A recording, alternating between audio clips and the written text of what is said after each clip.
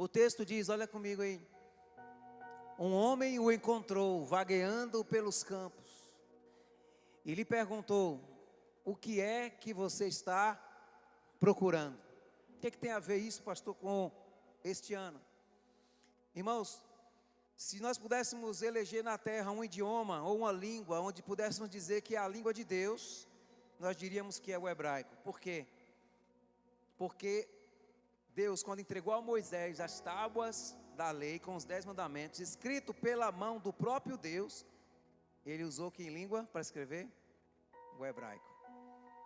E há um simbolismo muito forte em cada palavra, há um simbolismo muito forte em cada letra. O alfabeto hebraico, de forma completa, ele é simbólico e profético, porque não existem números no alfabeto hebraico, só existem letras, mas cada letra tem um valor numérico, corresponde também a um número, e cada letra tem um desenho específico, e aquele desenho é carregado de simbolismo profético. E nós estamos no ano com o final 6, iniciamos, em Israel também, setembro para outubro do ano passado, eles iniciaram o ano com o final 6. Israel é ainda, em nossos dias, um sinal vivo na mão de Deus, que aponta algumas coisas proféticas para nós como igreja. Nós não vamos jamais judaizar a igreja, nós somos cristãos, nossa fé é em Cristo, mas nós somos filhos de Abraão pela fé. Tem algum filho de Abraão pela fé aqui? Amém? Então a palavra de Deus nos diz que esse texto aí é um texto de conexão. Fala aí comigo assim, conexão. Porque o número 6 no hebraico é a letra Vav, que é a sexta letra do alfabeto hebraico. E literalmente ela significa gancho. E o gancho é um elemento de conexão. É um prego, é uma estaca. Quando você acampa, você pega a sua barraca, estica a corda e você conecta a sua barraca à terra através de um gancho. Quando você prende um quadro na parede do seu escritório ou da sua casa, você bate um prego, aquele prego é um gancho, ele conecta o quadro à parede. E a primeira vez na Escritura Sagrada, uma certa vez, quem falou isso, meu Deus? Acho que foi o apóstolo Milton Ebenezer. Ele disse sobre uma regra de interpretação bíblica, que é a regra da primeira menção. Ou seja, quer entender o que Deus está falando sobre algo? Veja a primeira vez que aquilo é mencionado dentro da Escritura Sagrada. E a primeira vez que a letra Vav aparece na Escritura Sagrada é Gênesis 1:1. Vamos lá? No princípio, criou o Senhor Deus os céus, Vav, terra. Esse I que conecta céu e terra é a letra Vav. É o número 6. É o ano em que estamos. Tanto para nós no calendário gregoriano que temos, como para Israel no calendário que eles têm. E para eles é o ano 5.786. Para nós é o 2026. Pela graça de Deus, em ambos os casos, finaliza com o 6. Então sobre isso, irmãos, eu quero dizer a você que no ano de céus abertos, também nós vamos viver um ano de muitas conexões entre céu e terra, amém?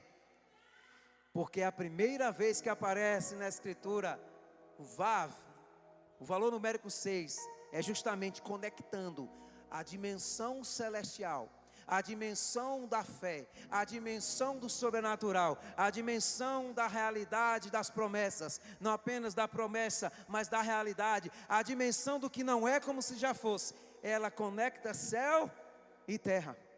Mas tem mais. Por quê, pastor? Você leu Gênesis 37:15. Porque Deus criou o homem em que dia da criação? Diga aí comigo. No 6º dia. E o número 6, a letra Vav, também tem uma representação do ser humano. Então quantos já estão entendendo que esse gancho de conexão céu e terra é você? Aleluia. Sou eu, somos nós. E o Senhor, com céus abertos, Ele precisa olhar para a terra e encontrar os pontos de conexão. O tabernáculo era preso à terra através de vários ganchos, o que simboliza que a glória de Deus em sua plenitude não é apenas feita por mim, mas sou eu junto com você e nós. E não é só a esperança, é a esperança junto com a igreja da cidade, com a PIB, é junto com o missionário, é junto com, quem mais, meu Deus, a Aliança, é com tantas outras igrejas da nossa cidade e da nossa nação. Porque cada um de nós vai representar esse gancho de conexão entre céu e terra. Mas para a sua vida especificamente, receba nessa manhã uma palavra profética de Deus. Então aqui em Gênesis 37:15, o contexto, para quem sabe, é de José tendo recebido uma ordem do seu pai Jacó, dizendo: vai lá ver onde estão os seus irmãos e traz notícia para mim. Então José sai do lugar onde estava e foi procurar notícia dos irmãos. A distância não era pouca não, irmão. Estudiosos dizem que ele andou cerca de 80 quilômetros, de onde era a tenda do pai dele, até o local que ele achava que estavam os irmãos, mas não os encontrou. Depois, ele andou mais 24 quilômetros, até chegar em Dotã, onde ele encontra os irmãos. Então, José fez uma caminhada aí, leve, né, para começar, de 104 quilômetros, só para ir, e depois para voltar, né? Mas ele não volta. Quem conhece a história sabe que a partir dali, já é outro caminho para ele. O que eu quero dizer a você, é que quando ele estava no deserto, andando, aconteceu isso. Põe o versículo aqui, por favor. 37:15. Ele estava perdido no deserto. Ele estava perdido, não apenas no deserto, mas em seu caminho. Ele estava sem direção e estava vagueando. E aparece um homem, diga aí, aparece um homem. Vire para o seu irmão e diga assim: vai aparecer uma conexão de Deus na sua vida este ano, para te ligar ao propósito, amém? Para que você continue fazendo a missão. Então José encontra um homem, que a Bíblia não diz quem era, nem de onde estava vindo, nem para onde estava indo. Eu creio em meu coração que aqui é uma teofania, que aqui é uma manifestação de Cristo no Antigo Testamento. Alguém pode crer diferente? Pode, mas eu creio muito, porque isso fala muito forte, de que esse homem foi um vav. Ele conectou José ao seu destino profético, porque se José, por não encontrar os irmãos, decidisse retornar à tenda do pai, ele atrasaria o projeto de Deus para a sua vida. Ele atrasaria o que Deus queria fazer. Ele atrasaria a salvação da sua casa, porque Deus não o mandou para o Egito porque ele era bonitinho e queria que ele fosse governador, não. O Gênesis 39, lá no final da vida de José, no 40, vai dizer que Deus preservou ele para que a sua descendência pudesse ser conservada em vida, porque a partir da descendência de Abraão viria o Messias e a nossa redenção, amém? Então, não é sobre você, mas é o que virá sobre depois de você. E Deus te preserva em vida, porque tem algo que vai fazer lá, que depende de você estar na presença dele hoje aqui. Então este homem encontra com José e conecta ele ao seu destino. Eu quero ler, para nós orarmos, o texto na versão que eu tenho aqui. É um pouquinho diferente dessa, é a Bíblia amplificada, mas ela diz assim. Pode até deixar esse texto aí para vocês perceberem as diferenças e o entendimento se ampliar. Diz assim: e um certo homem encontrou ele. No campo, ele tinha se perdido em seu caminho. Muitas vezes nós estamos assim, perdidos em nosso próprio caminho. Nós começamos algo, o Espírito Santo começou algo, mas nós acabamos em nosso próprio caminho, tomando decisões erradas e nos perdendo. Mas o texto continua e diz assim: e ele estava vagueando ou vagando em campo aberto.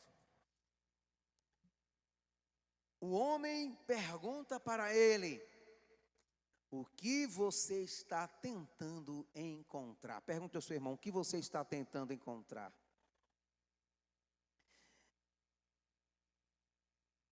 Nós precisamos mais do que nunca encontrar o propósito de Deus, a missão que o Senhor quer que façamos com clareza, para não perdermos mais tempo com coisas que nos desviam daquilo que o céu espera. Eu quero que você se coloque de pé para orarmos nesse momento. E que em nome de Jesus, você seja levado pelo Espírito Santo a se tornar esta conexão num ano de céus abertos.